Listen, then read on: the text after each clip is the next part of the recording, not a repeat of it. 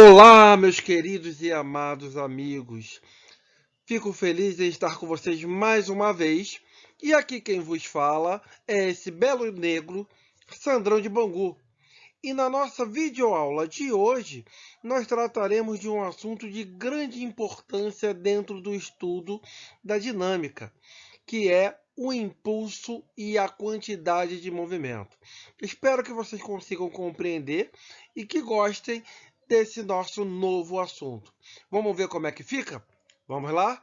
Vamos trabalhar.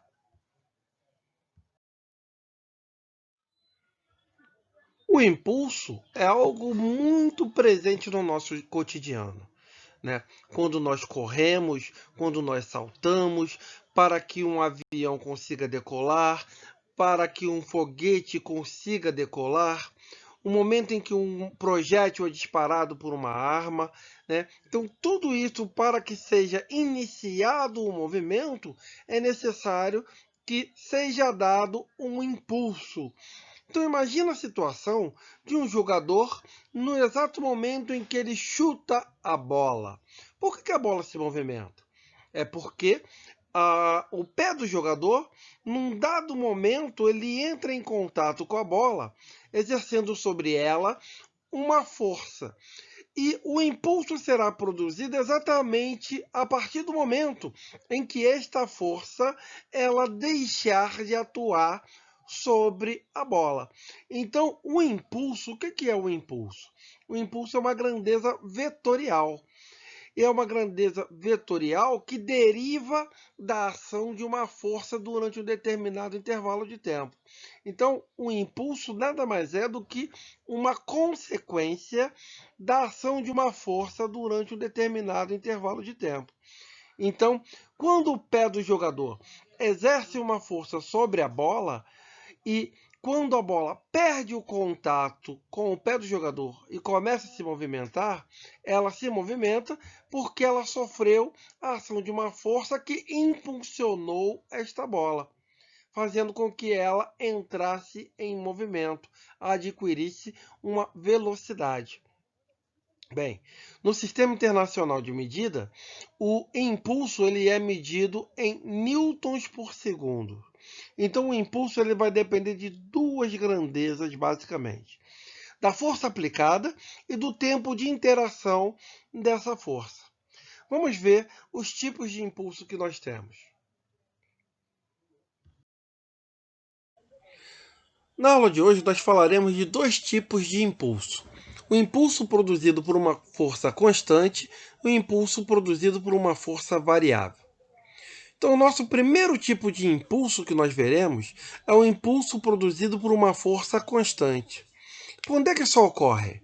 O impulso é produzido por uma força constante sempre que esta força ela não sofrer nenhum tipo de alteração em seu módulo, nem em sua direção, nem em seu sentido.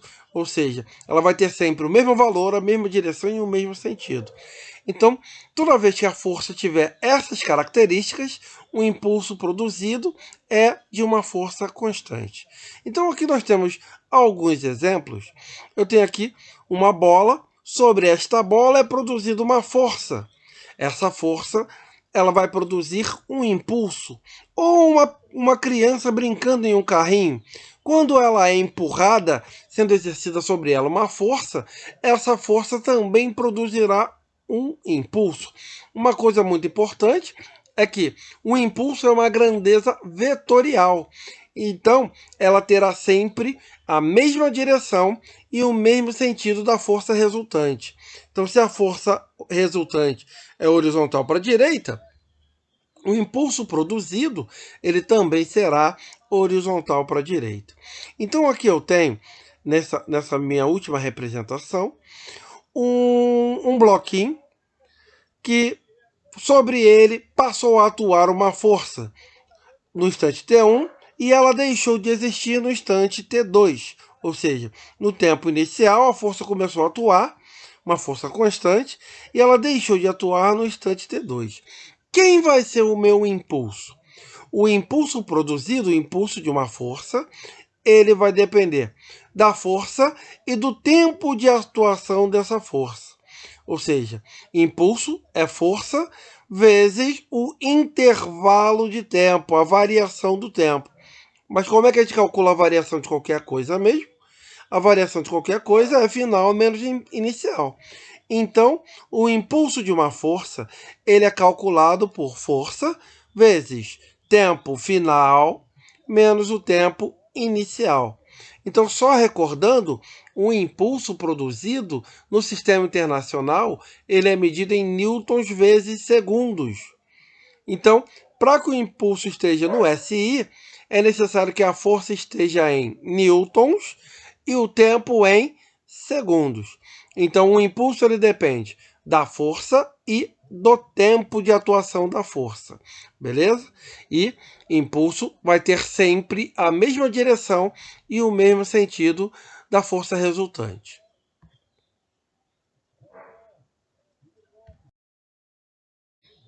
E o impulso de uma força variável? Quando é que a força é dita variável? A força é dita variável sempre em que ela sofrer alguma alteração em suas características vetoriais. Quais são as características vetoriais? Módulo, direção e sentido. Então, se alguma dessas três grandezas sofrer algum tipo de variação durante a aplicação da força, nós teremos aí uma força variável. Então, o impulso produzido será um impulso produzido por uma força variável. Bem, então aqui na minha ilustração, eu tenho no tempo inicial uma força sendo aplicada sobre uma bolinha. E essa força ela vai aumentando no decorrer do tempo, até que ela deixa de atuar no tempo final T2. Então, como é que eu calculo o impulso produzido por essa força entre os tempos T1 e T2? Bem, quando a força for variável, o que vai acontecer é que ele vai nos dar um gráfico mostrando o comportamento da variação dessa força em função do tempo. Então, eu teria o gráfico F vezes T, força em função do tempo.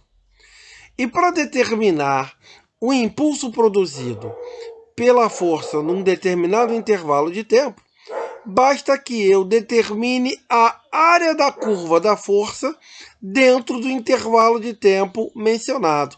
Então, se eu quero determinar qual é o impulso produzido por essa força no intervalo de T1 a T2, basta eu pegar esse intervalo de tempo e ver qual é a figura geométrica formada com a curva da força.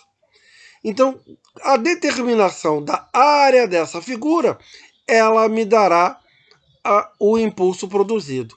Então, o meu impulso, ele é numericamente igual à área da figura formada. Então, basta simplesmente determinar a área para que a gente determine o impulso produzido neste intervalo de tempo. Tranquilão? Quantidade de movimento ou momento linear, que aqui nós representaremos pela letra Q. Bem, quem é este cara? A quantidade de movimento ela é uma grandeza vetorial que depende de duas outras grandezas físicas. Ela depende da massa do corpo e da velocidade do corpo. Quanto maior a massa do corpo, maior será a sua quantidade de movimento. Quanto maior a sua velocidade, maior será a sua quantidade de movimento. Então, a quantidade de movimento ela depende diretamente da massa e da velocidade do corpo. A quantidade de movimento é uma grandeza física de grande importância e ela é utilizada, ela está diretamente relacionada ao cálculo de força, ao cálculo de impulso, ao cálculo de energia cinética. A quantidade de movimento ela é calculada por Q é igual a M vezes V. Quantidade de movimento é igual a massa do corpo vezes a velocidade. Então, é o QRMV.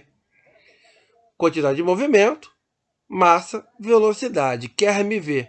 Então, no Sistema Internacional de Unidades, a quantidade de movimento ela é medida em quilogramas vezes metros por segundo.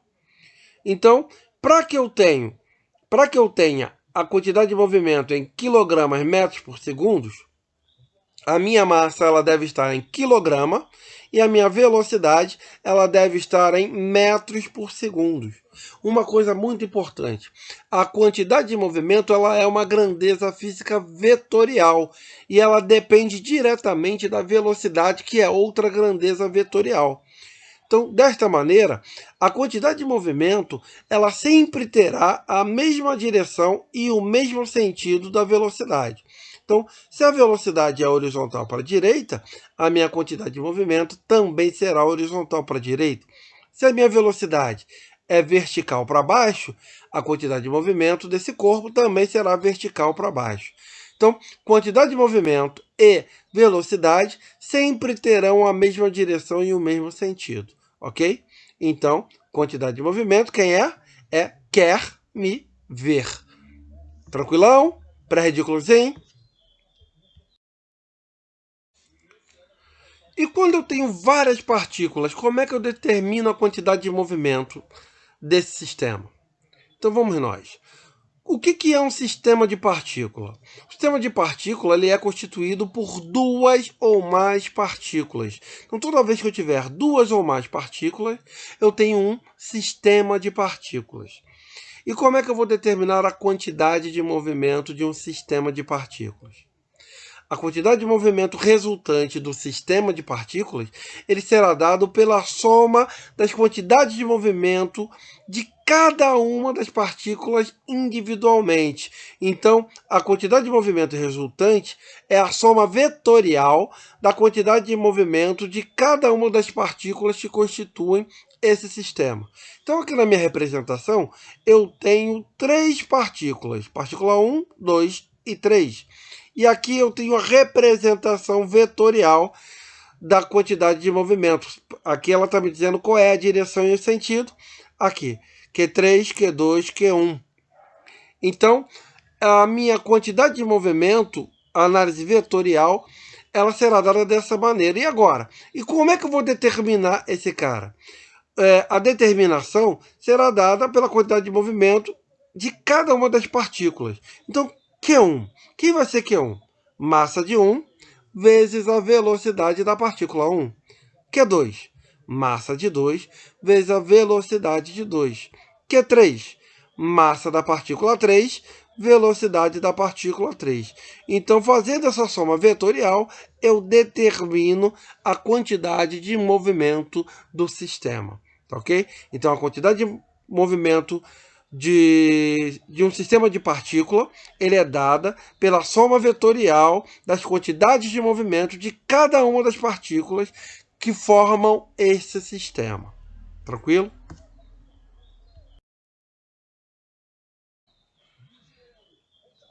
E agora nós vamos falar do teorema do impulso. O teorema do impulso ele vem para unir, para relacionar o impulso à variação da quantidade de movimento. O teorema do impulso diz que o impulso produzido por uma força durante um determinado intervalo de tempo, ele é exatamente igual à quantidade de movimento produzida neste corpo. Então, o impulso produzido em um corpo é igual à variação da quantidade de movimento neste corpo produzido. Então, aqui nós temos impulso de uma força é igual à variação da quantidade de movimento. Mas nós sabemos que o impulso de uma força é variação quem é? É final menos inicial. Então, quantidade de movimento final menos a quantidade de movimento inicial. E aí nós temos que impulso ele pode ser dado por força vezes tempo. É o IFAT, né? E a quantidade de movimento é massa vezes velocidade. Então, eu posso substituir isso aqui nessa equação. Então, substituindo o impulso por força vezes variação do tempo, eu tenho que a força vezes a variação do tempo é igual à variação da quantidade de movimento, né? Quantidade de movimento final menos a quantidade de movimento inicial. E lembrando que quantidade de movimento é massa vezes velocidade. Então, desta maneira, eu tenho aqui o meu teorema do impulso. Impulso é igual à variação da quantidade de movimento, ou força vezes tempo é igual à quantidade de movimento final menos a quantidade de movimento inicial.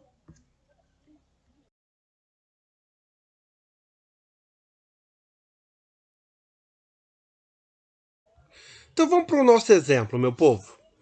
Temos o seguinte: um brinquedo muito simples de construir e que vai ao encontro dos ideais de redução, reutilização e reciclagem de lixo é retratado na figura. A brincadeira, em dupla, consiste em mandar um bólido de 100 gramas feito de garrafa plástica para o outro. Quem recebe o bólido mantém as suas mãos juntas, tornando os fios paralelos, enquanto aquele que manda abre com vigor os braços, imprimindo uma força variável conforme o gráfico. Então aqui eu tenho o bólido, né? E esse é o brinquedo que ele vai de uma extremidade a outra. Aqui eu tenho o gráfico da força em função do tempo. Então vamos lá. Considere ao movimento causado pelo ar e o atrito entre a garrafa com os fios sejam desprezíveis. O tempo que o bólido necessita para se deslocar de um extremo ao outro do brinquedo seja igual ou superior a 0,6 segundos. Dessa forma, iniciando a brincadeira com o bólido em um dos extremos do brinquedo com velocidade nula, a velocidade de chegada do bólido ao outro extremo em metros por segundo será de quanto? Então vamos lá para as informações. Ele me deu a massa, 100 gramas, mas essa massa deve estar em quilogramas. Então 100 gramas é o mesmo que 0,1 quilogramas. Ele me deu uma outra informação, que ele inicia o movimento com velocidade nula, ou seja, a velocidade inicial é zero, né? E que o intervalo de tempo é de 0 a 0,60 segundos. Então, de acordo com o gráfico, vai de 0 a 0,6. Então, para eu determinar a velocidade que ele chega na outra extremidade, ou seja, ele parte de uma extremidade do zero e chega na outra extremidade no 0,60. Então, para eu determinar a velocidade dele nesse instante aqui, é necessário que eu determine primeiro qual é o impulso produzido. Como é que eu vou determinar o impulso produzido? Vou determinar através da área da figura. E que figura eu tenho aqui, Sandrão? Eu tenho aqui um triângulo. Então eu vou determinar a área desse triângulo.